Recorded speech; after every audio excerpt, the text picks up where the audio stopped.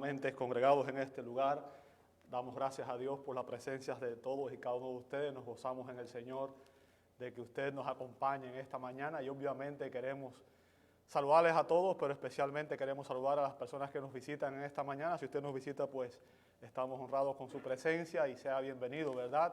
Damos gracias a Dios porque usted está aquí con nosotros hoy. También quiero felicitar a todas las madres de nuestra congregación en este día y obviamente deseamos que usted tenga un bendecido día y que el Señor añada bendiciones a su vida, ¿cierto?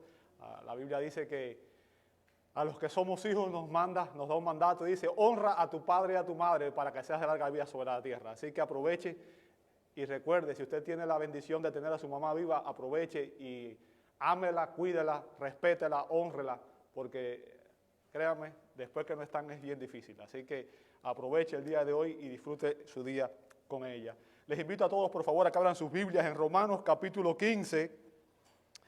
Romanos 15 y los versos que vamos a estar viendo hoy son una continuación de lo que empezamos la semana pasada. Romanos 15, 14 al 21, el apóstol Pablo está ya cerrando, está terminando su carta a la iglesia de Roma, pero obviamente el apóstol está compartiendo ciertas cosas que son de alguna manera muy personales. ¿Okay? Aquí vemos el corazón del apóstol Pablo, como dijimos la semana pasada, y dijimos que el título de este mensaje es un ministro ejemplar, porque Pablo está de alguna manera dándonos a conocer cómo fue que él ministró, cómo era que él ministraba a la iglesia. Y recuerden que dijimos que también, aun cuando estamos hablando de un ministro, esto se refiere a todos nosotros, tiene aplicación práctica para usted y para mí. Les invito a que leamos primero el pasaje bíblico, ¿verdad? En su totalidad. Voy a leerlo en la versión de la Biblia de las Américas. Así que les invito a que leamos este pasaje antes de pasar a la palabra. Dice así la Escritura. En cuanto a vosotros, hermanos míos, yo también estoy convencido de que vosotros estáis llenos de bondad, llenos de todo conocimiento y capaces también de amonestaros los unos a los otros. Pero os he escrito con atrevimiento sobre algunas cosas para así hacer que las recordéis otra vez por la gracia que me fue dada por Dios, para ser ministro de Cristo Jesús a los gentiles, ministrando a manera de sacerdote el evangelio de Dios, a fin de que la ofrenda que hago de los gentiles sea aceptable, santificada por el Espíritu Santo. Por tanto, en Cristo Jesús he hallado razón para gloriarme en las cosas que se refieren a Dios, porque no me atreveré a hablar de nada, sino de lo que Cristo ha hecho por medio de mí, para la obediencia de los gentiles, en palabra y en obra, con el poder de señales y prodigios, en el poder del Espíritu de Dios, de manera que desde Jerusalén y por los alrededores hasta Ilírico he predicado en toda su plenitud el Evangelio de Cristo.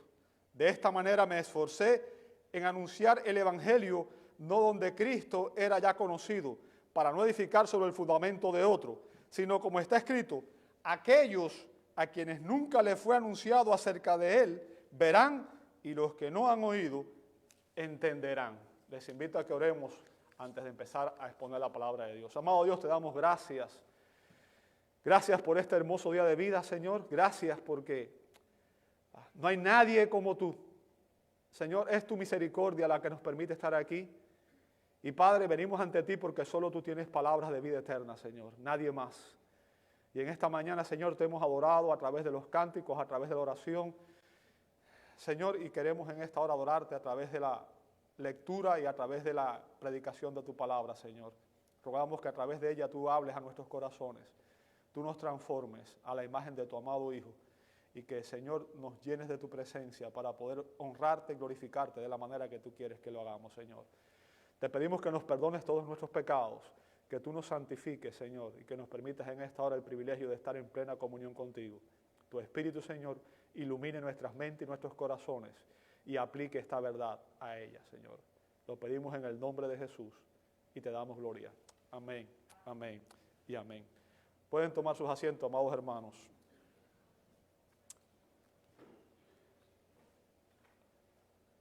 Anhelo trabajar por el Señor Es el título de un precioso himno. No sé cuántos de ustedes lo han escuchado, no sé cuántos de ustedes lo conocen, ¿verdad? Pero ese himno expresa el sentir de todo cristiano genuino. Obviamente no lo voy a cantar porque si lo canto muchos de ustedes se van a ir, pero lo voy a leer nada más para que ustedes escuchen sus estrofas. Dice: anhelo trabajar por el Señor, confiando en su palabra y en su amor. Quiero yo cantar y orar y ocupado siempre estar en la viña del Señor. Anhelo cada día trabajar y esclavos del pecado libertar, conducirlos a Jesús, nuestra guía, nuestra luz, en la viña del Señor. Anhelo ser obrero de valor, confiando en el poder del Salvador. El que quiera trabajar, hallará también lugar en la viña del Señor. Y mi pregunta para usted en esta mañana es: ¿anhela usted trabajar por el Señor? ¿Anhela usted servir a Cristo? Déjenme decirle, amado hermano y amada hermana que están esta mañana aquí, todos nosotros somos llamados a servir a Cristo. Todos nosotros somos llamados a servir en un ministerio. Y en estos versos que estamos analizando, el apóstol Pablo nos enseña 4 características de un ministro ejemplar. 4 características de un ministro ejemplar. Y recuerden, como dije, esto se aplica a todos nosotros. No es solamente para aquellos que son pastores, no es solamente para aquellos que son evangelistas o que son lo que sea.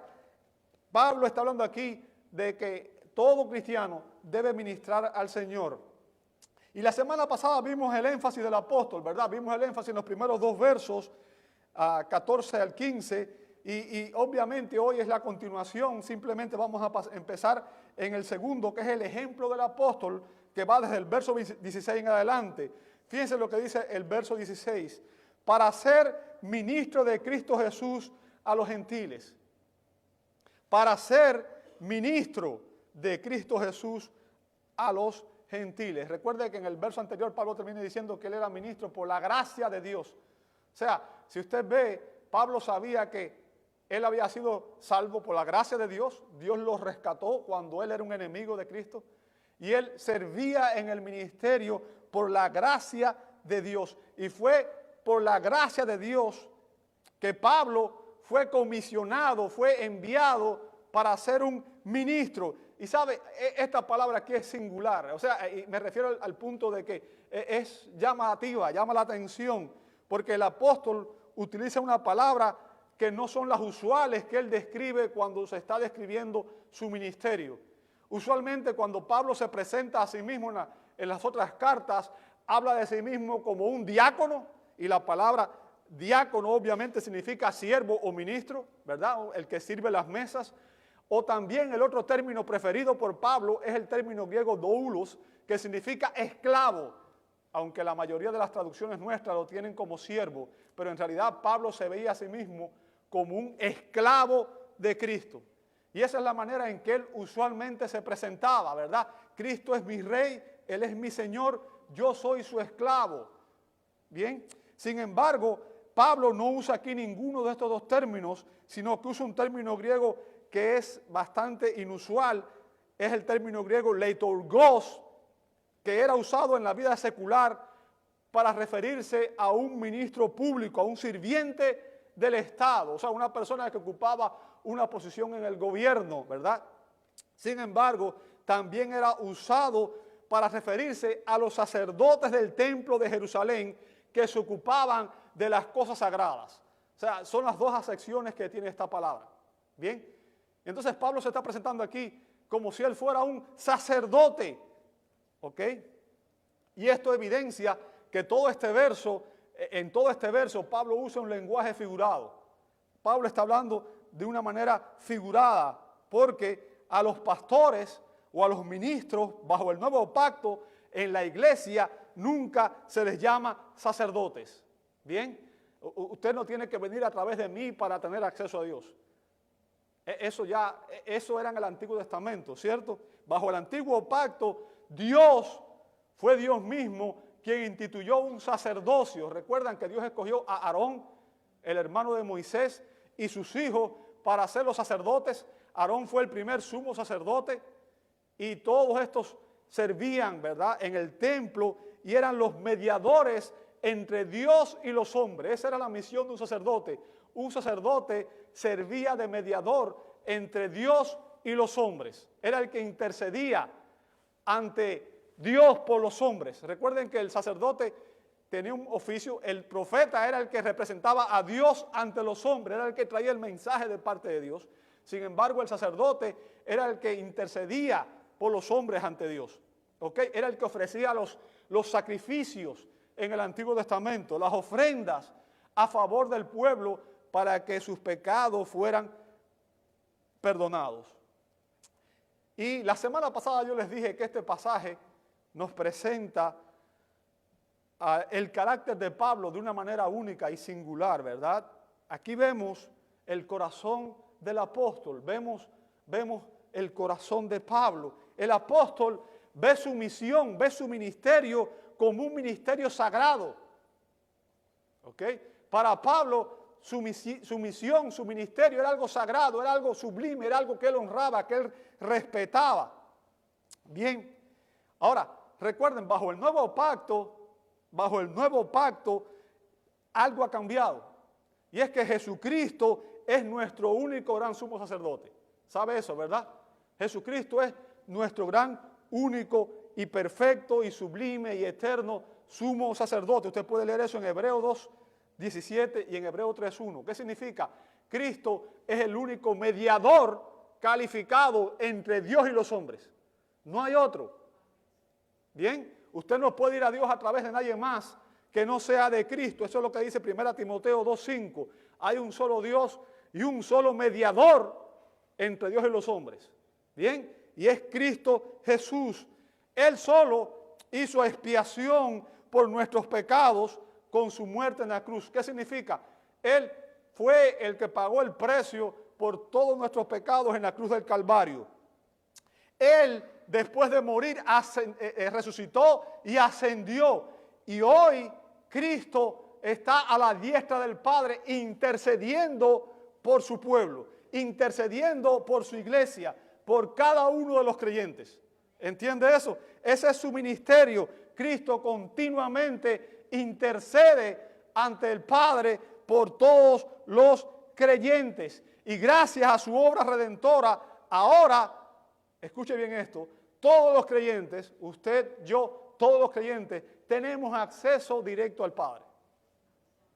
Bien, usted no tiene que ir a Dios a través de mí.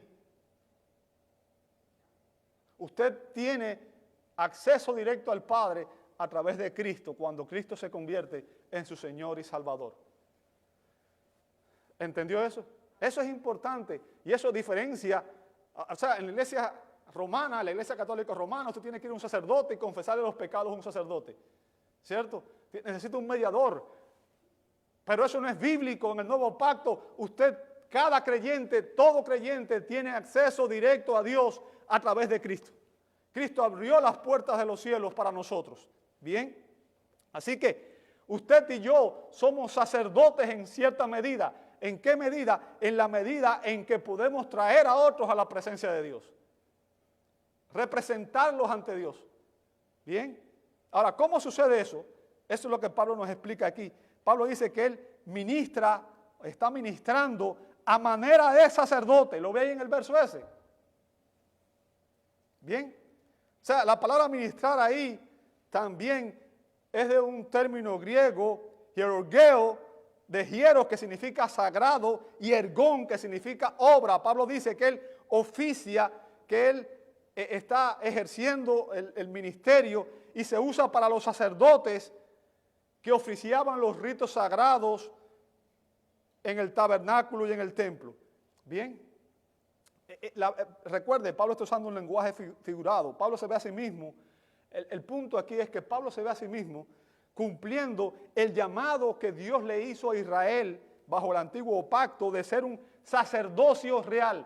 O sea, la misión de Israel era que a través de Israel las demás naciones podrían ver las leyes de Dios, la santidad de Dios, e Israel traería a las demás naciones a Dios. Bien, lamentablemente eso no fue lo que hizo Israel. Israel se envaneció y no cumplió el llamado que Dios le hizo. Sin embargo, lo que Pablo está diciendo aquí es que él mismo se ve cumpliendo el llamado de Israel a ser un sacerdocio real, a través de quien el conocimiento de Dios se transmite a los gentiles. ¿Entendió eso? O sea, Pablo está usando un lenguaje figurado. Bien. Y su propósito es que entendamos esto. El deber sacerdotal al que Pablo se refiere aquí, que él se ve cumpliendo, es el de proclamar el evangelio de Dios. ¿Se dio cuenta? O sea, la manera en que Pablo estaba ejerciendo su ministerio, la manera en que Pablo se ve a sí mismo, dándole a Dios la gloria y todo lo demás, es predicando el evangelio de Dios. Recuerda que el título de esta serie, ¿cuál es? El evangelio de Dios. Porque de principio a fin tenemos que entender que la salvación fue el propósito de Dios. Dios, antes de la fundación del mundo, decidió rescatar a los pecadores. Bien. Ahora, recordemos que el evangelio, Pablo empezó diciendo en el capítulo 1, verso 16, el evangelio es poder de Dios para salvación a todo aquel que cree. ¿Recuerda eso? Romanos 1:16. O sea, ¿qué hace que una persona venga a los pies de Dios? ¿Qué convierte a una persona en un creyente genuino? ¿Qué es lo que hace que el corazón de un pecador sea transformado? Escuchar el evangelio de Dios. No es un rito, no es ninguna otra cosa. Usted no puede hacer nada más. La única manera en que una vida va a ser transformada es cuando escucha el evangelio de Dios. El evangelio de Dios es el poder de Dios para salvación. Bien, es importante que entendamos esto. Y Pablo ve su misión como ministrar, su ministerio era predicar el evangelio, proclamar el evangelio. Y él ve esto como un acto solemne, un acto sagrado, un acto que para él era la razón de existir. No había nada más importante en la vida de Pablo que proclamar el evangelio a las personas que no conocían al Señor. Bien. Y esto es importante para nosotros. Es una aplicación práctica para usted y para mí. Porque un ministro fiel predica el evangelio. Usted y yo deberíamos predicar el evangelio. Todos. Yo quiero que usted entienda, esto, como dije, esto no es un llamado a ciertas personas especiales. Todos nosotros estamos llamados a proclamar el evangelio. Todos. ¿Bien?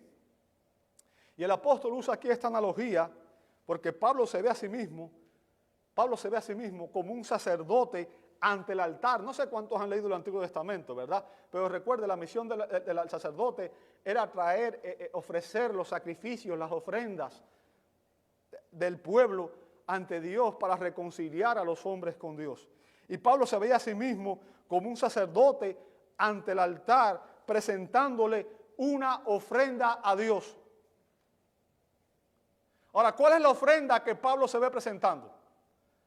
¿Cuál es la ofrenda que Pablo ofrece? Fíjense que Pablo no ofrece un becerro, ni un carnero, ni ninguna otra de las ofrendas del Antiguo Testamento. El verso nos los dice, a fin de que la ofrenda que hago, y después aclara cuál es la ofrenda que él presenta ante Dios, de los gentiles. ¿Lo ve ahí? O sea, la ofrenda que Pablo estaba ofreciendo, ¿quiénes eran? Eran los creyentes gentiles. Bien. Ahora, déjenme llamar la atención sobre algo.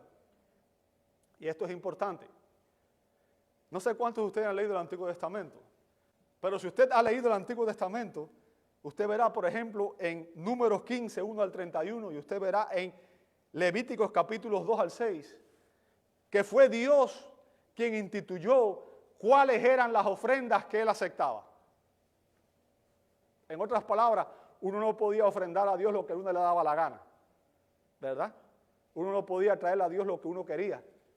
No sé cuántos han leído la historia de Caín y Abel. ¿Recuerdan esa historia? Los dos vinieron ante Dios con un sacrificio. Una ofrenda fue aceptada, otra no. ¿cierto? Porque una ofrenda era la que Dios espera y otra no. Entonces, Dios instituyó cuáles eran los sacrificios que Él aceptaba. Y no solamente Dios instituyó cuáles eran los sacrificios que Él aceptaba, sino que Dios instituyó que debía ofrecérsele solo lo mejor. O sea, usted no podía dar a Dios lo que le sobraba.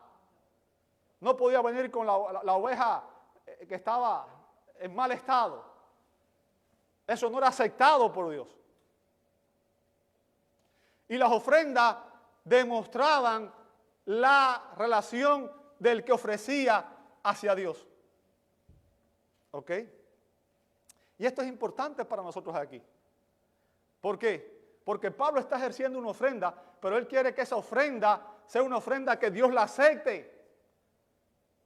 ¿Y cómo va a aceptar la ofrenda cuando la ofrenda que él está presentando sea como Dios quiere que sea? Y la única manera en que los corazones van a ser transformados es cuando son transformados por el evangelio genuino de Dios. Es por eso que un creyente debe predicar el verdadero evangelio. Es importante que entendamos eso. Porque solo el evangelio de Dios tiene poder de Dios para salvar, para cambiar, para transformar. Y Pablo enfatiza aquí que su comisión divina, el mandato que Dios le había dado, era llevar a los gentiles, a la iglesia gentil, a Dios como una ofrenda. Bien. Él se ve a sí mismo como un sacerdote de manera figurada, en la medida que por su fiel proclamación del evangelio, al él presentar el evangelio fielmente, de una manera fidedigna, las vidas de aquellos que escuchaban su predicación serían transformadas, bien, a la imagen de su Hijo, y de esa manera ellos serían una ofrenda aceptable a Dios. Yo quiero que tú entiendas algo. A menos que una persona nazca de nuevo, a menos que una persona sea redimida, a menos que una persona sea transformada por el poder del Espíritu Santo y por el poder del Evangelio, no será una ofrenda aceptable a Dios. ¿Escuchaste eso? Usted puede pasarse la vida sentado en un banco en la iglesia y no ser una ofrenda aceptable a Dios. Usted no puede ir a Dios en sus términos. Usted no puede decidir qué creer y qué no creer. Y lamentablemente eso pasa mucho. Hay personas que escogen las partes que les gustan de la Biblia y las otras las desechan. No podemos hacer eso. La ofrenda que Pablo se concibe a sí mismo presentando a Dios eran los creyentes gentiles, los cristianos gentiles. Y Pablo deseaba, como desea todo ministro genuino, todo pastor genuino, todo líder genuino, que su ofrenda fuera aceptable, como dice él, santificada por el Espíritu Santo. Y aquí hay una enseñanza clave para nosotros. ¿Cuál es? Dios solo aceptará a aquellos que se acercan a Él en sus términos. ¿Me escuchaste? Dios solo va a aceptar a aquellos creyentes que se acercan a Él en sus términos. Y digo esto porque muchas veces las personas buscan una iglesia conforme a sus intereses. Una iglesia donde se predique, voy a ser exitoso, famoso y rico y todo lo demás, ¿cierto? Pero yo quiero que usted entienda, el Evangelio de Dios es el que define la verdad de Dios, que transforma el corazón del pecador y el que lleva a las personas a hacer una ofrenda aceptable a Dios. ¿Ok? Y solo Dios aceptará a aquellos que se acercan a Él en sus términos. ¿Sabes cuáles son los términos que Dios acepta? ¿Sabes cuál es la manera en que Dios va a aceptarnos a ti y a mí? Muy sencillo. Te lo voy a decir en estos versos más adelante, ¿verdad? Lo primero que una persona tiene que hacer es creer el Evangelio para ser aceptado delante de Dios. Dios solo aceptará a aquellos que han, dice Efesios 1:13, oído la palabra de verdad, el evangelio de vuestra salvación, dice, y habiendo creído en él. ¿Ok? O sea, para que una persona sea acepta ante Dios, tiene que oír el evangelio y tiene que creer en él. Tiene que creerlo en su corazón. Tiene que recibirlo. ¿Bien? Tiene que recibirlo. Dios solo aceptará a aquellos que han sido renacidos, no de simiente corruptible, sino de incorruptible por la palabra de Dios que vive y permanece para siempre, como dice 1 de Pedro 1:23. O sea, Dios solo va a aceptar a aquellos que han creído la palabra de Dios. Y esto significa creer la palabra de Dios en su plenitud, no creer las partes que a mí me gustan. Bien. Aquellos en cuyas vidas hay evidencia de que están siendo santificados. ¿Escuchaste eso? Y digo esto porque hoy hay una tendencia muy popular en que una persona puede aceptar a Cristo como Salvador y rechazar su señorío. Y eso no es bíblico. Usted no puede decir, Cristo, sálvame, y después vivir como le da la gana.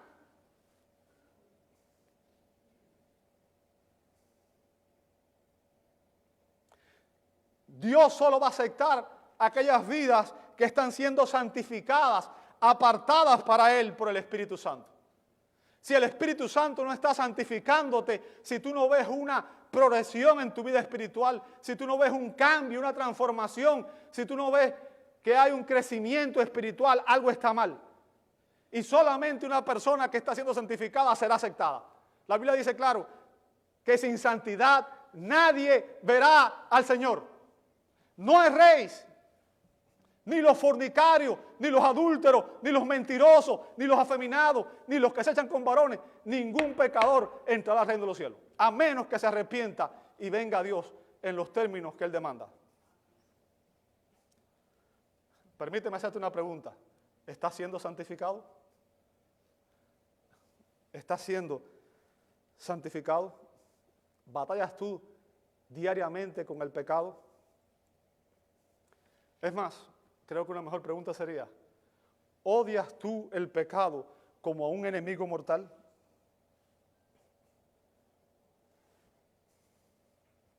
Amados, si tú pecas, si tú estás pecando y no sientes ninguna convicción, es porque estás muerto espiritualmente. ¿Escuchaste eso? ¿Por qué? Porque un creyente es habitado por el Espíritu Santo, es habitado por la Trinidad. Y es imposible que la Trinidad, es imposible que el Espíritu Santo no traiga convicción al corazón de un creyente genuino. ¿Entendiste eso? Déjame decirte quiénes son la ofrenda que Dios va a aceptar. ¿Quiénes son la ofrenda que Dios va a aceptar? Para que tú y yo entendamos esto. Y para que entendamos que esta es la única manera. Nos podemos pasar 50 años sentados en un templo, en un lugar como este. Recuerda, el templo de Dios somos nosotros. El templo era en el Antiguo Testamento, ¿verdad? Esto es un lugar de adoración. Pero en realidad esto no es un templo. El templo en el Nuevo Testamento es usted y soy yo. Somos el templo del Espíritu. Los creyentes son el templo del Espíritu. Somos la iglesia de Dios, ¿verdad? Pero yo quiero que te entiendas. Dios ordena, escúchame bien lo que te voy a decir. Y esto es importante que tú lo entiendas. Dios ordena que presentemos nuestros cuerpos en sacrificio vivo, santo, agradable a Dios, porque ese es nuestro culto racional. ¿Entendiste eso? Usted no viene aquí al culto. Usted es un culto cada día de su vida cuando usted está viviendo para la gloria de Dios. Y a menos que estés haciendo eso, venir aquí es perder el tiempo.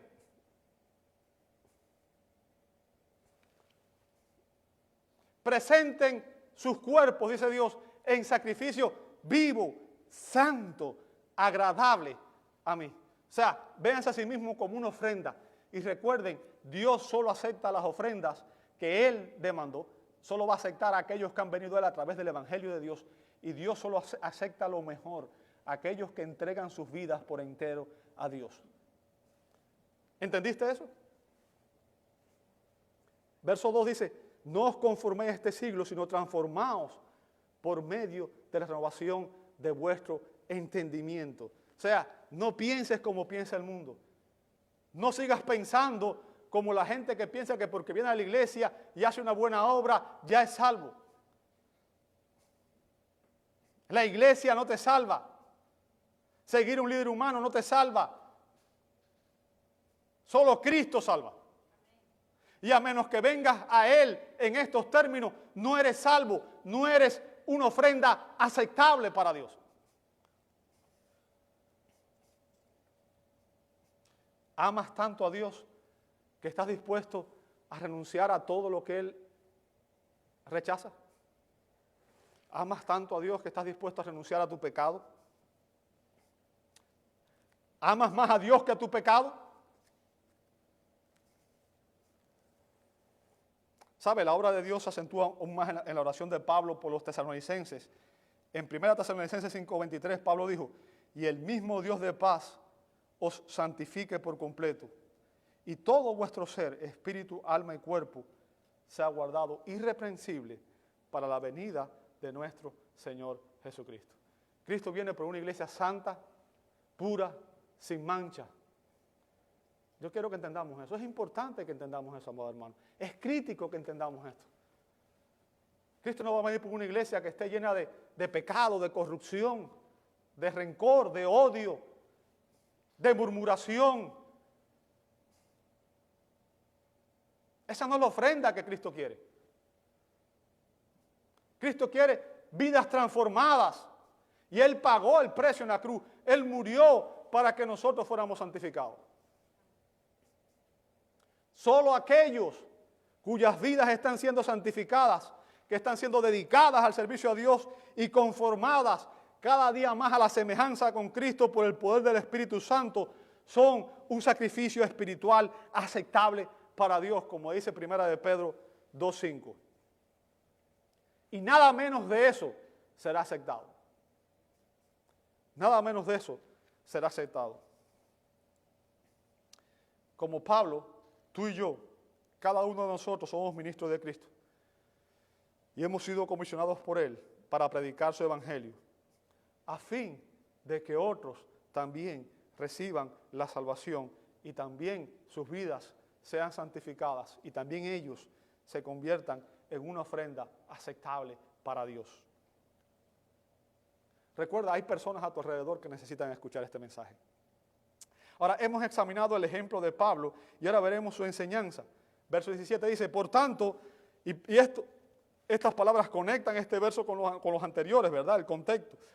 Dice Pablo, por tanto, en Cristo Jesús he hallado razón para gloriarme. Ahora, aquí alguien podría preguntar, ¿acaso un cristiano puede gloriarse de algo? ¿Acaso un cristiano puede gloriarse de algo? Déjame decirte algo, existe un gloriarse negativo. Un gloriarse negativo. Y es cuando alguien se exalta a sí mismo de forma engreída. O sea, es cuando una persona que está ministrando se ve a sí mismo como aquel que obtuvo los resultados. Es cuando decimos, o si yo soy buen predicador, o yo soy un buen maestro, o yo soy un buen evangelista. Y así mismo se da la gloria. ¿Bien? Ahora, Pablo nos demuestra aquí que existe un gloriarse que es positivo. ¿Sabe cuál es? Es cuando confiamos en lo que Dios puede hacer. Es cuando confiamos y nos gloriamos en quién es Dios, en su poder y en su capacidad para hacer aquello que para nosotros es imposible. Es cuando nos gloriamos en lo que Dios ha hecho en nosotros y por nosotros. Es cuando damos gloria a Dios por su poder transformador que nos cambió a nosotros mismos y cuando vemos cómo Él transforma a aquellas personas a las cuales Él redime. Pablo se gloriaba en todo lo que él había logrado en su apostolado, pero no por sí mismo, porque él decía, no fui yo, sino la gracia de Dios quien obró a través de mí. Bien. Pablo se gloriaba en lo que Cristo había hecho a través de él. Y eso es importante que lo hagamos. Debemos reconocer la obra de Dios y debemos darle a gloria a Dios por su poder, por su misericordia, ver cómo Él transforma vidas, corazones, y no debemos robarle esa gloria a Dios. ¿Comprende eso? Es importante que cuando usted ve eso, usted reconozca y le dé gloria a Dios por lo que Él está haciendo en usted o en la vida de aquellos que están alrededor de usted. Y esto es importante para usted y para mí, porque un ministro fiel solo puede gloriarse en el Señor. Y eso es lo que nos enseña Pablo en 1 Corintios 1:31 y en 2 Corintios 10:17, cuando él dice, hay que gloriarse, gloríense en el Señor. Y sabe, Pablo está dándole gloria a Dios aquí por todo lo que él hace, ¿verdad? Fíjense, cuando él dice que él se gloría en las cosas que se refieren ¿a quién? A Pablo. No, las cosas que se refieren a Dios. Pablo le da gloria a Dios constantemente. Fue Dios quien lo salvó, quien lo llamó cuando él no era nadie. Fue Dios quien lo comisionó para ser un apóstol. Y Pablo reconoce eso. Y esto es importante, ¿verdad? Recuerde esto, amado hermano, aunque Dios nos use a usted y a mí para cumplir sus propósitos, aunque Dios lo use a usted y me use a mí para cumplir sus propósitos o su voluntad, usted y yo simplemente somos un instrumento en sus manos. ¿Bien? Pero ni usted ni yo nunca deberíamos atribuirnos ningún mérito personal. ¿Escuchaste eso? Aunque usted sea un predicador a través del quien millones de gente hayan venido a los pies de Cristo, nunca usted debe decir, fue por mí que esa gente vino a los pies de Cristo. Sino, dale la gloria a Dios de lo que Él hace. ¿Recuerda lo que dice Lucas 17:10? Lucas 17:10 dice que cuando hicimos lo que debíamos, ¿qué somos? Siervos inútiles. ¿Entendió eso? Verso 18 dice, porque, y aquí otra vez indica que Pablo continúa dando razones para su jactancia, ¿verdad? O para gloriarse, dice Pablo, porque no me atreveré a hablar de nada, sino de lo que Cristo ha hecho por medio de mí. Fíjense, el apóstol Pablo no hablaba de nada que fuera de su propio interés o sus propias convicciones, o lo que él le gustaba, o lo que él le parecía bien.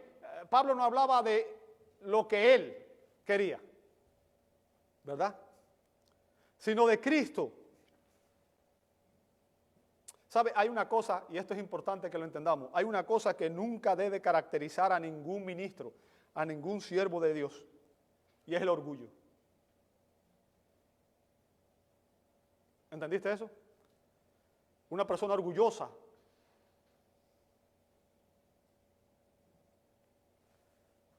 es contraria a lo que la Escritura enseña. Pablo nunca se atribuyó ningún mérito. Él no se atreve a gloriarse en sus propios méritos, a pesar de que era un hombre preparado, a pesar de que era un hombre capacitado.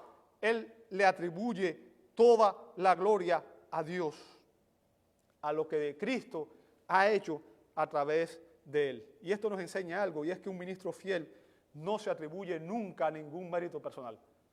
Si hay algo bueno en mi ministerio, la gloria es para Dios. Si hay algo malo, la culpa es mía. ¿Entendió eso? Todo lo bueno que pasa es porque Dios lo obró. Y todo lo malo es mi responsabilidad. No de Dios, es mi culpa. ¿Sabe cuál debe ser la prioridad de todo ministro fiel? Te la voy a decir. Y le enseñó el más grande de los profetas. ¿Sabe quién fue el más grande de los profetas, cierto? ¿Quién fue? Jesús lo dijo. Juan el Bautista. ¿Recuerda eso? Juan el Bautista. En Juan 3:30, Juan dijo que la misión suya, su propósito era que Cristo creciera en la vida de cada creyente y que su influencia personal menguara cada día. ¿Entiende lo que estoy diciendo? Mi misión aquí no es hacer que ustedes dependan de mí y que ustedes me sigan a mí y que yo sea el centro y que ustedes vengan aquí y que todo yo sea el que tenga. No, mi misión es aquí enseñarles a Cristo para que Cristo crezca en ustedes cada día más, de tal manera que ustedes se conviertan en adultos espirituales y sean capaces de caminar ustedes mismos con Cristo. Cristo debe crecer en cada uno de ustedes y yo debo menguar. Es su influencia la que tiene que crecer y la mía debe desvanecerse cada día más. Es como un padre con hijos. La misión de los padres no es llevar a los hijos en todo y hacérselo todo, sino es enseñarles para que los hijos sean autosuficientes y cuando llegue el tiempo apropiado ellos puedan vivir y puedan enfrentar la vida. La misión de un líder es llevar a las personas a Cristo para que las personas puedan crecer como cristianos y puedan vivir independientes por sí mismos. Bien. Ahora, la gloria resultante de su ministerio no era para Pablo, sino para Cristo. Y él logró, lo que Cristo logró, es lo que vemos a continuación. Dice, para la obediencia de los gentiles. ¿La ve ahí? La obediencia de los gentiles. Déjame decirte, lo que identifica a un creyente genuino no es que escuche el evangelio. ¿Sabe lo que es? Es que obedece el evangelio. Recuerda cuando Jesús dio la enseñanza de los dos, cuando él dio la enseñanza sobre el que edifica, el que escucha mi palabra y las hace, le compararé a un hombre sensato que edificó su casa sobre la roca. Y vinieron ríos, y su casa permaneció. Pero el que escucha mis palabras y no las hace, es un hombre insensato. ¿Recuerda eso? La obediencia es fundamental. Un creyente genuino se caracteriza por su obediencia a Dios, a la palabra. Hello.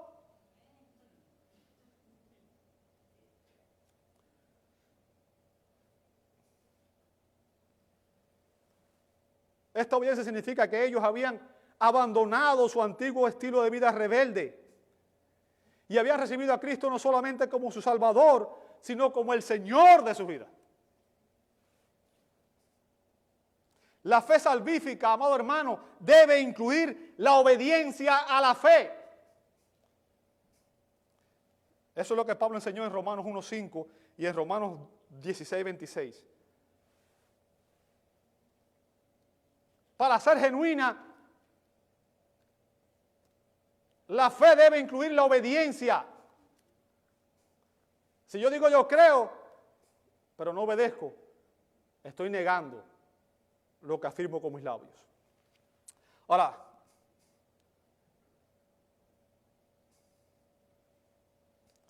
aquí vemos lo que hizo Cristo en la vida de Pablo. Dice que él predicó a los gentiles en palabras y en obra. O sea, Pablo se pone a sí mismo aquí como ejemplo. Su vida fue totalmente transformada. Recuerden quién era antes de ser Pablo, quién era. Saulo de Tarso, un perseguidor de la iglesia, un enemigo de la iglesia. Y ese enemigo se convirtió en el más grande predicador que el Nuevo Testamento ha conocido. Y se convirtió en el apóstol Pablo. Y Pablo está diciendo, ¿sabe qué? Así como mi vida fue transformada en palabra y en obra, su vida fue totalmente coherente con su mensaje. ¿Bien? Pablo vivía lo que predicaba. Pablo no predicaba una cosa y hacía otra. Y esta es otra cualidad de un ministro ejemplar. Un ministro ejemplar es íntegro ante Dios. Íntegro ante Dios.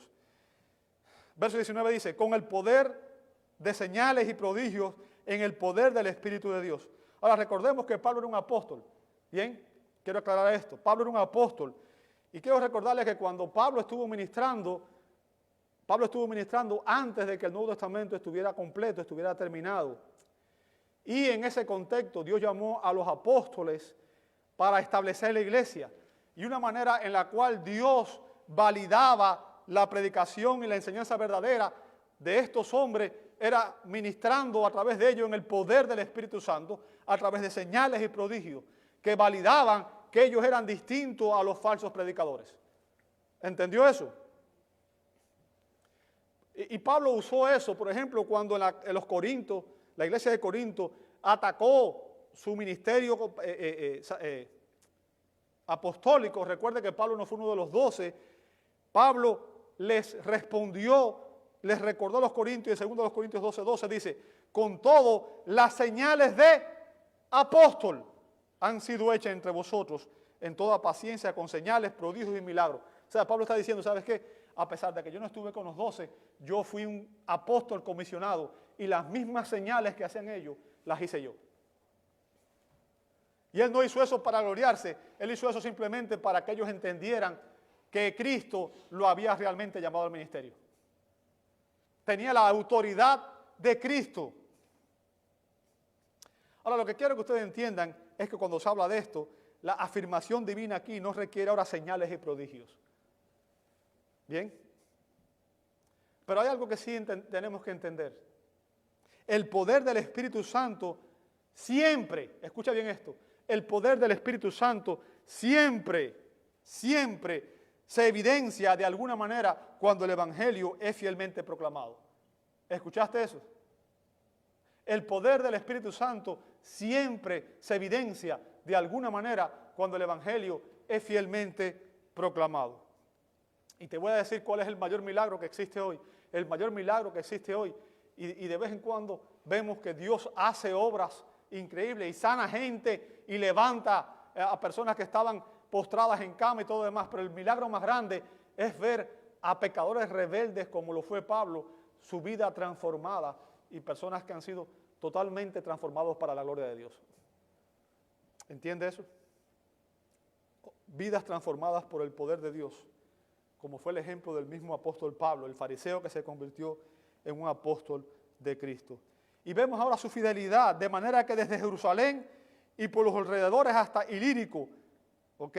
Y aquí se refiere a la región actual de Albania y de la antigua Yugoslavia, en la Europa Oriental. O sea, fíjense, estamos hablando de una distancia de unas 1.400 millas. Está diciendo que Pablo, desde Jerusalén hasta allá, fue predicando el Evangelio. Pablo dice, he predicado. Y yo quiero que usted entienda, la predicación tiene un lugar central en la vida del pueblo de Dios. La predicación es imprescindible, es vital para la vida y crecimiento de la iglesia. ¿Ok? Y la predicación tiene su origen en Dios. Recuerda lo que dijo Jesús en Marcos 16:15, dijo, y les dijo, id por todo el mundo y predicad el Evangelio ¿a quién? Es un mandato de Cristo a la iglesia. ¿Entiende eso? Es un mandato para usted y para mí. La predicación tiene sus raíces en la gracia de Dios, dice Pablo en Efesios 3:7-8, el cual yo fui hecho ministro por el don de la gracia de Dios que me ha sido dado según la operación de su poder. A mí, que no soy menos que el más pequeño de todos los santos, me fue dada esta gracia de anunciar el Evangelio de las inescrutables riquezas de Cristo. Y la predicación es facultada por el Espíritu Santo. Recuerda lo que dijo Jesús en Hechos 1:8. Recibiréis poder cuando haya venido sobre vosotros el Espíritu Santo. Y me serán testigos en Jerusalén, en Judea y hasta lo último de la tierra. Y aquí vamos a ver el último punto de Pablo. Vemos que finalmente vemos su estrategia evangelizadora, su evangelización. Verso 20 dice, de esta manera me esforcé en comunicar el Evangelio. Fíjense, lo que Pablo hacía era esforzarse por qué, comunicar el Evangelio. Fíjense lo que dice después, no donde Cristo era ya conocido o donde Cristo era ya nombrado. O sea, cuando dice Cristo conocido, nombrado, se refiere a los lugares donde Cristo ya había sido confesado o reconocido, ¿verdad? Sino el objetivo apostólico de Pablo era plantar nuevas iglesias. Esa fue su comisión. Dice, para no edificar sobre el fundamento de otro. ¿Lo ve ahí? Pablo sabía que en la iglesia existen diferentes funciones en el servicio a Dios. ¿Sabe? Unos plantan y otros riegan, dice Pablo mismo en 1 Corintios 3:6-9. Están los que ponen los cimientos y están los que edifican, dice 1 Corintios 3:10. Y lo que el apóstol está diciendo aquí es que el llamado que Dios le hizo a él particularmente era a plantar la semilla y a poner los cimientos. Y eso implica que necesariamente tendría que haber otros que vinieran más tarde y sobreedificaran en aquellas obras que él comenzó. Lo que Pablo está queriendo decir aquí es que él no haría, fíjense, y esto es importante, Pablo está diciendo, mi misión es fundar iglesias. Pero sin embargo, y quiero que entiendan esto, él no dice con esto, sin embargo, que él no iba a hacer nada para edificar a los creyentes. Y la muestra más grande de eso, ¿cuál es? Esta epístola a los romanos. Él no fundó la iglesia, sin embargo, él escribió esta epístola para que la vida de los romanos fuera edificada. ¿Verdad? Verso 21 dice, sino que como está escrito, aquellos a quienes nunca les fue anunciado acerca de él, verán, y los que no han oído, ¿qué cosa? Entenderán. O sea, Pablo ve su ministerio aquí como el cumplimiento de la profecía de Isaías 52:15. Él está diciendo que su llamado esencial es fundar nuevas iglesias. Y esto significaba ir a lugares donde otra gente no había ido, donde otra gente nunca había ido a predicar. ¿Bien? Pablo debía predicar el evangelio a aquellos que no lo habían escuchado antes, a los que no lo han oído. Y quiero ya terminar con esto. ¿Qué implicaciones prácticas tiene esto para nosotros? ¿Acaso quiere Dios que usted y yo dejemos nuestro trabajo y nos vayamos todos a predicar el evangelio? No es eso lo que está diciendo aquí, ¿verdad? Es obvio que no. Pero lo que Dios sí espera, amado hermano, es que tú y yo prediquemos el evangelio. ¿Tú entiendes eso? ¿Cuántos han leído Hechos 1:8? Hechos 1:8. Jesús le dijo a los discípulos, esperen que venga el Espíritu Santo, y cuando el Espíritu Santo venga, ustedes recibirán poder y me serán testigos. ¿Ok? Y él dice, ¿me serán testigos dónde? Primero en Jerusalén. ¿Sabe? Ahí Jesús describe la estructura del libro de los Hechos, pero describe la misión evangelística de la iglesia. Dice, en Jerusalén primero. Ahora, déjame decirte, el equivalente de tu Jerusalén, ¿sabes cuál es? ¿Sabes cuál es? Es tu hogar, es tu familia. ¿Entiendes eso? Tu familia es tu primer campo misionero, es tu Jerusalén. En tu familia hay personas que no conocen a Cristo, tus hijos, tus nietos, tus hermanos, tus primos, tus sobrinos, y es tu misión predicarle el evangelio. ¿Entiendes eso? Esa es tu Jerusalén. Primero tu familia. Y después dice, y luego en Judea y Samaria. ¿Sabe cuál es Judea y Samaria? Son tus vecinos, son tus compañeros de trabajo, tus compañeros de estudio, todas las personas que están en tu área de influencia. A esos también debes predicar el evangelio. Esa es tu misión. Y después dice, y hasta lo último de la tierra. Y obviamente, aquí es una invitación a todos los que estamos aquí, a que participemos de los viajes misioneros de corto y largo plazo que se preparan. Es una alegría poder llevar el evangelio a otras personas que nunca han oído de Cristo. ¿Sabe que hay personas que nunca van a escuchar el evangelio si tú no les predicas? Y Cristo nos ha llamado a ti y a mí a testificar de Él, a ser fieles en predicar. Y un ministro fiel, amado hermano, comparte el evangelio con todos aquellos que nunca lo han escuchado. Un ministro fiel siempre comparte el evangelio. Te invito a orar. Amado Dios, te damos gracias por esta palabra. Y te damos gracias, Señor, porque en ella tú nos enseñas importantes verdades. Padre, ayúdanos a examinarnos a nosotros mismos. Y permite, Señor, que tu Espíritu Santo aplique estas verdades a nuestros corazones, Señor. Transfórmanos, llénanos de tu presencia. Recibe nuestras vidas, Señor, como un sacrificio santo, agradable a ti, Señor. Si no lo hemos estado haciendo, Señor, que hoy sea el día en que nos examinemos, Señor. Y Padre, ayúdanos a ser fieles en la misión que tú nos has dado de compartir con otro el evangelio, porque el evangelio es poder de Dios para salvación, Señor. Perdona las veces que hemos sido negligentes y permite que esta sea una realidad, que esta iglesia viva, Señor. Te lo pedimos en el nombre santo de Jesús. Amén, amén y amén.